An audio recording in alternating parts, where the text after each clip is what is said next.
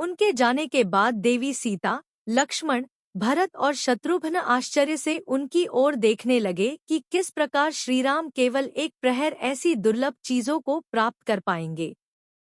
तब श्रीराम ने लक्ष्मण से एक पत्र लिखने को कहा और फिर उसे अपने बाण पर बांधकर स्वर्गलोक की ओर छोड़ दिया। वह बाण वायु वेग से उड़कर अमरावती में इंद्र की सुधर्मा नामक सभा में जाकर उनके सामने गिर पड़ा। इससे पहले कि हम वीडियो में आगे बढ़े, यदि अभी तक आपने हमारे चैनल धर्म संज्ञान को सब्सक्राइब नहीं किया है तो कृपया सब्सक्राइब कर लें ताकि आने वाली वीडियो का नोटिफिकेशन सबसे पहले आपको मिलता रहे। महर्षि दुर्वासा के विषय में हम सभी जानते हैं। वे महर्षि अत्रि और माता अनुसुया के पुत्र थे जो भगवान शिव के अंश से जन्मे थे। इनकी गणना सर्वाधिक क्रोधी ऋषि के रूप में की जाती है। श्राप तो जैसे इनकी जिह्वा की नोक पर रखा रहता था। इन्हीं महर्षि दुर्वासा ने एक बार श्रीराम की परीक्षा लेने की ठानी। उन्हें पता था कि श्रीराम भगवान विष्णु के अवतार हैं, किंतु फिर भी सामान्य जन को उनका महत्व और महानता दिखाने के लिए वे श्रीराम की परीक्षा लेने अयोध्या पहुँचे। उस समय तक लंका युद्ध समाप्त हो गया था और श्रीराम सुखपूर्वक अयोध्या पर राज्य कर रहे थे। वे सीधे श्रीराम के भवन के 8 चौकों को पार कर सीधे माता सीता के द्वार पर पहुंच गए। जब श्रीराम को पता चला कि महर्षि दुर्वासा अपने 60,000 शिष्यों के साथ अयोध्या पधारे हैं, तो वे स्वयं अपने भाइयों के साथ द्वार पर उन्हें लिवाने चले आए। उन्होंने महर्षि दुर्वासा की अभ्यर्थना की और उनके चरण प्रक्षालन कर उन्हें ऊंचे आसन पर बिठाया।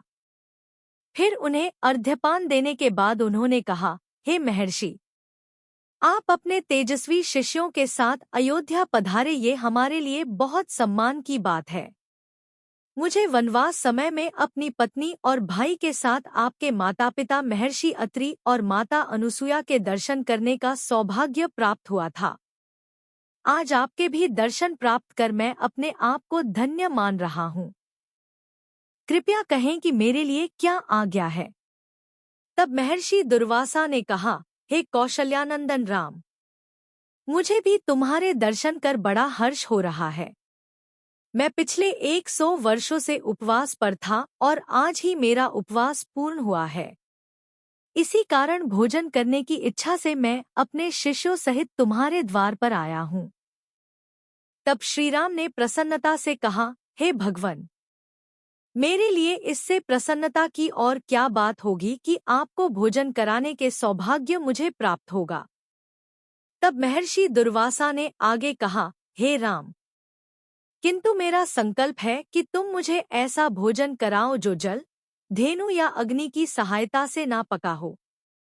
इसके अतिरिक्त भोजन करने से पूर्व मेरी शिव पूजा के लिए तुम मुझे ऐसे अद्भुत पुष्प मंगवा दो जैसे आज तक किसी ने ना देखे हों।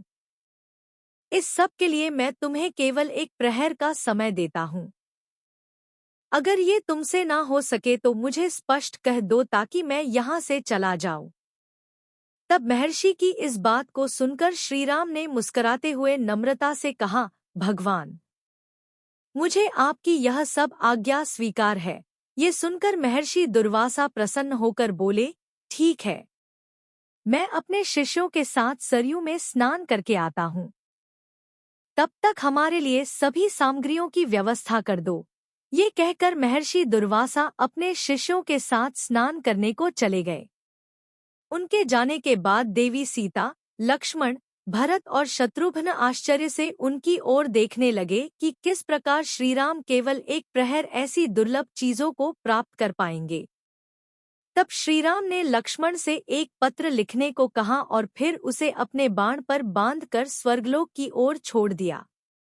वह बाण वायु वेग से उड़कर अमरावती में इंद्र की सुधर्मा नामक सभा में जाकर उनके सामने गिर पड़ा। उस बाण को देखते ही देवराज इंद्र पहचान गए कि ये श्रीराम का बाण है। उन्होंने तुरंत उस पर बंधे पत्र को खोलकर पढ़ा तो उसमें लिखा था, हे देवराज, आप सुखी रहें।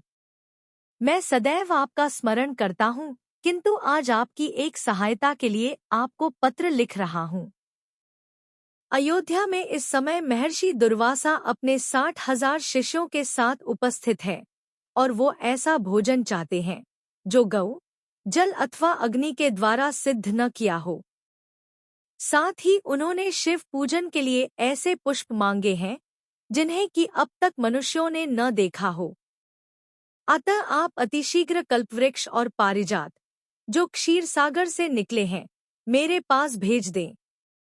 इसके लिए रावण के संहारक मेरे बाणों की प्रतीक्षा मत कीजिएगा।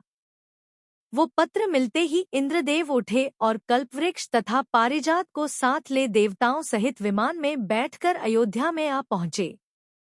वहां श्रीराम ने इंद्र का स्वागत किया। उधर सरयू तट पर महर्षि दुर्वासा ने अपने एक शिष्य से कहा कि वे भवन जाकर देख आएं कि वहां का क्या हाल है। जब वो शिष्य राजभवन पहुंचा तो इंद्रादि देवताओं से घिरे श्रीराम को देखा। उसने वापस आकर महर्षि को सारा हाल सुनाया। ये सुनकर महर्षि आश्चर्य करते हुए श्रीराम के पास पहुंचे। उन्हें आया देखकर श्रीराम ने देवताओं सहित उठकर उन्हें प्रणाम किया और फिर उन्होंने महर्षि को किसी के द्वारा ना देखे गए पारिजात के पुष्प शिव पूजा के लिए अर्पण किए।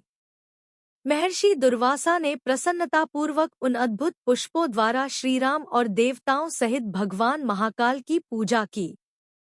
पूजा समाप्त होने के बाद श्रीराम ने देवी सीता को भोजन परोसने के लिए कहा।